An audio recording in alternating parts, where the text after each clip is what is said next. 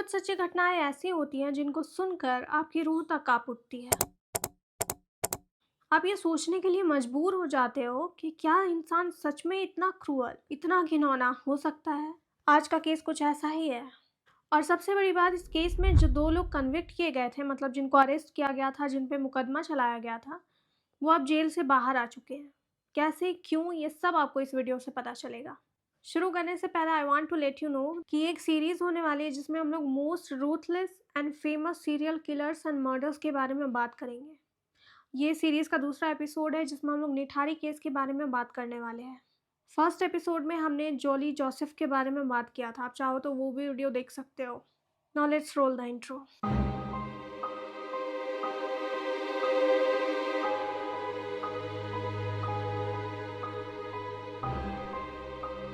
Noida sector 31 एक ऐसा इलाका जहां ऊंची ऊंची इमारतें हैं, बड़े बड़े आलीशान बंगले हैं और साथ में एक ऊंची दीवार भी है जो अलग करती है इस इलाके को एक छोटे से गांव निठारी से।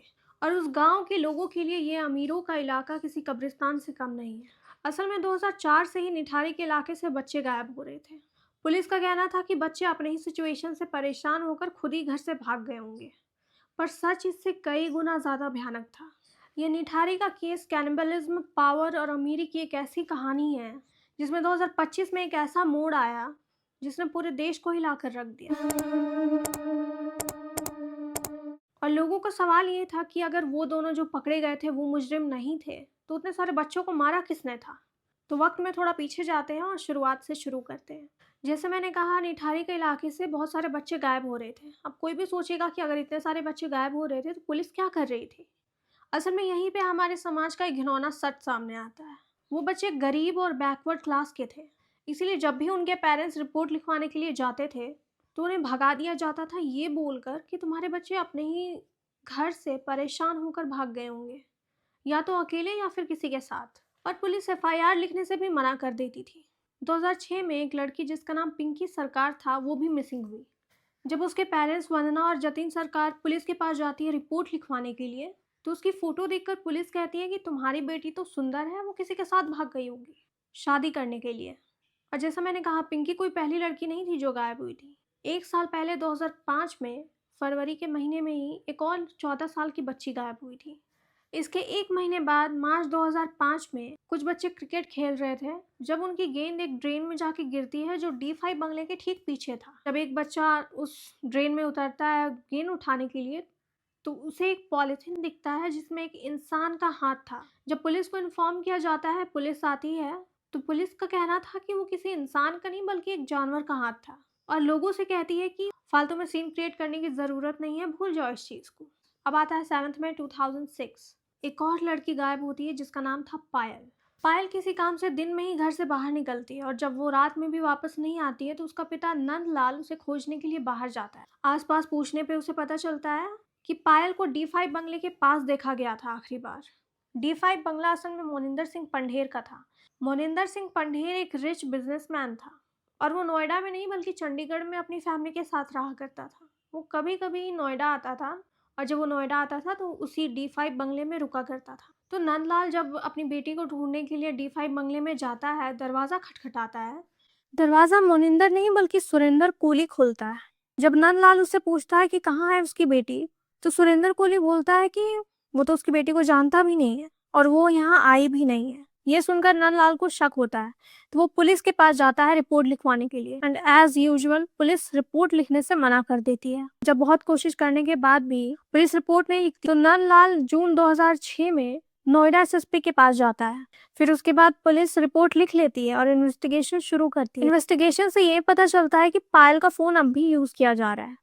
फोन ट्रेस किया जाता है एंड कॉल लॉग से पता चलता है कि पायल गायब होने के एक दिन पहले सुरेंद्र कोहली से बात की थी। इससे ये चीज तो साबित हो गई थी कि सुरेंद्र कोहली झूठ बोल रहा था। सुरेंद्र कोहली को अरेस्ट कर लिया जाता है बट जल्द ही मोनिंदर सिंह पंढेर उसे रिहा करा देता है।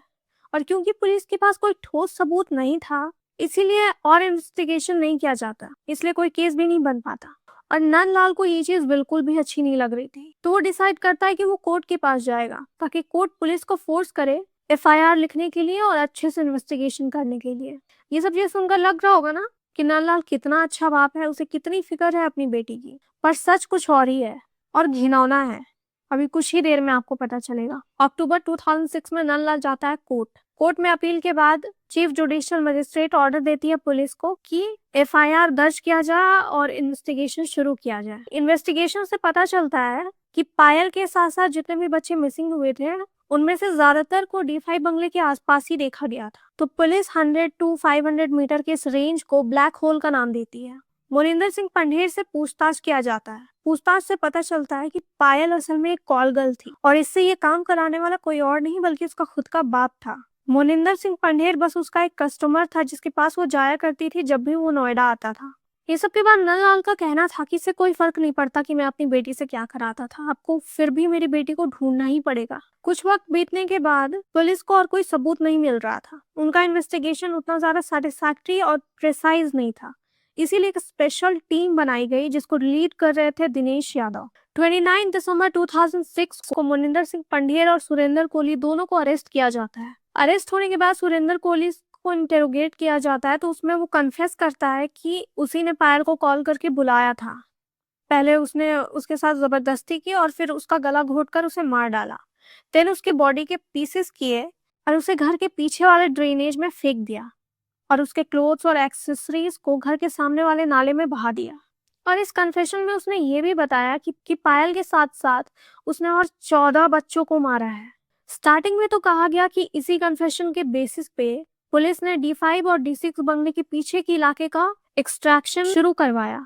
एक्सट्रैक्शन में उन्हें 15 स्कल्स मिले थे, बट लेटर उन रिपोर्ट में कहा गया कि 16 स्कल्स थे और 3 डैमेज स्कल मिले थे। तो इन टोटल 19 स्कल्स वहां पर से बरामद हुए थे। उन्हें बहुत सारी पॉलिथीन भी मिली थी जिसमें क्लोथ्स, एक्सेसरीज और बाल वगैरह, टिश्यूज वगैरह मिले थे। ये सब मिलने के बाद ये केस और ज्यादा डार्क टर्न ले लेता है और लोगों की भी डिमांड थी कि अब इस केस को सीबीआई को ट्रांसफर कर देना चाहिए। इसलिए 9 जनवरी 2007 को ये केस ट्रांसफर कर दिया जाता है सेंट्रल ब्यूरो ऑफ इन्वेस्टिगेशन को। जब सीबीआई अपनी इन्वेस्टिगेशन शुरू करती है तो सुरेंद्र कोहली एक्सेप्ट करता है कि उसने बहुत सारे लोगों का मर्डर किया है और वो ये भी बताता है कि एलिजडली मोनिंदर सिंह पंढेरी कॉल गर्ल्स को घर पे बुलाता था और फिर वो अपने फ्रेंड्स के साथ मिलकर उनके साथ गलत काम करता था और फिर सुरेंद्र कोहली को कहता था कि वो जैसे चाहे वैसे बॉडीज को ठिकाने लगा दे। तो कोहली पहले उन्हें गले दबाकर मारता था, उसके बाद उन डेड बॉडीज के साथ वो सोता था। देन सेकंड फ्लोर वाले बाथरूम में उन बॉडीज को ले जाकर उसके कुछ पीसेस कट करके उसे पकाकर खाता था एंड देन बाकी के बॉडीज को पीसेस करके घर के पीछे वाले नाले में बहा देता था। 27 फरवरी 2007 को सीबीआई इन्फॉर्म करती है मजिस्ट्रेट को कि सुरेंद्र कोहली अब अपना कन्फेशन देने के लिए रेडी है।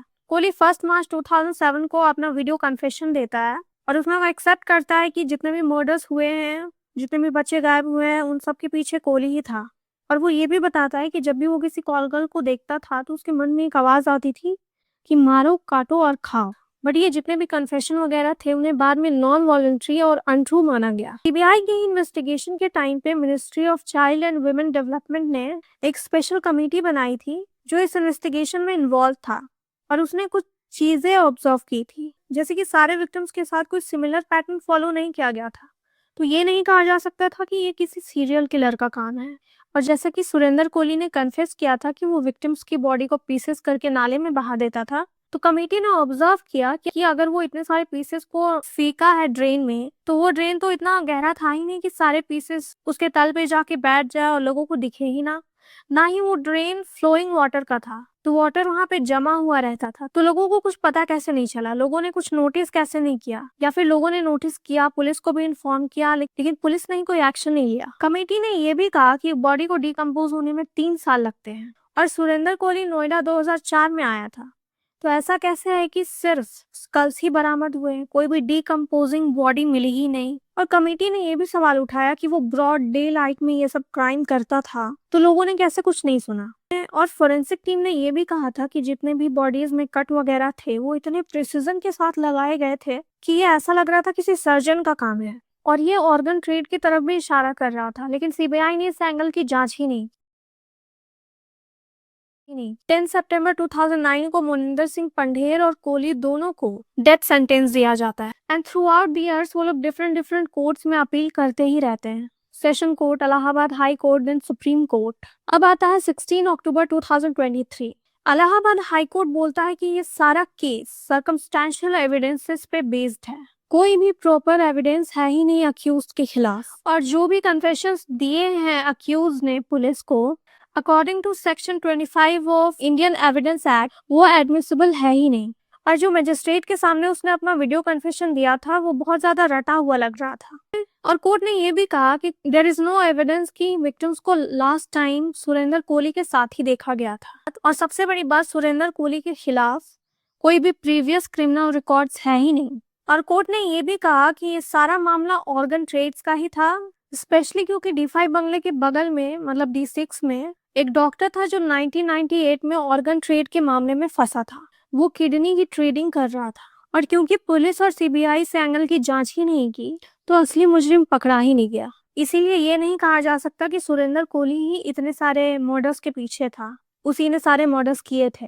और बाद में ये भी कहा कि सुरेंद्र कोहली जब अपना कन्फेशन दे रहा था उससे पहले ही एक्सट्रैक्शन शुरू हो चुका था। मतलब ये कि पुलिस को पहले से ही स्कल्स के लोकेशन के बारे में पता था, और जितने भी स्कल्स बरामद हुए थे उसमें से 3 निठारी के इलाके के थे ही नहीं। वो स्कल्स सेक्टर 24 के मिसिंग लोगों के थे, और वो लोग कब गायब हुए थे इसका कोई भी रिकॉर्ड है ही नहीं। मतलब ये कि वो सुरेंद्र कोहली के एम्प्लॉयमेंट के पहले गायब हुए थे या फिर बाद में।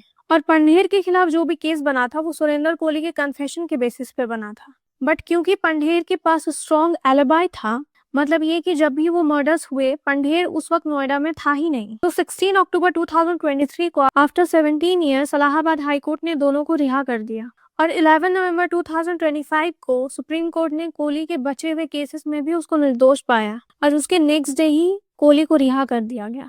लोग बहुत ज्यादा गुस्से में थे और बहुत ज्यादा शॉक भी, क्योंकि अगर वो दोनों निर्दोष हैं तो आखिर उतने सारे बच्चों को मारा किसने था। एंड मुझे लगता है ये पहला केस होगा जिसमें इतने सारे विक्टिम्स थे बट इन्वेस्टिगेशन अच्छे से नहीं हुई, लापरवाही हुई और लोगों ने भी तोड़फोड़ मचाई, जिसकी वजह से असली मुजरिम कभी पकड़ा ही नहीं गया। आपको क्या लगता है कमेंट सेक्शन में जरूर बताना। तो ये थी पूरी कहानी निठारी केस की। वीडियो अच्छी लगी तो लाइक जरूर करना, और ऐसे और वीडियोस के लिए चैनल को सब्सक्राइब कीजिए। मिलते हैं अगले वीडियो में।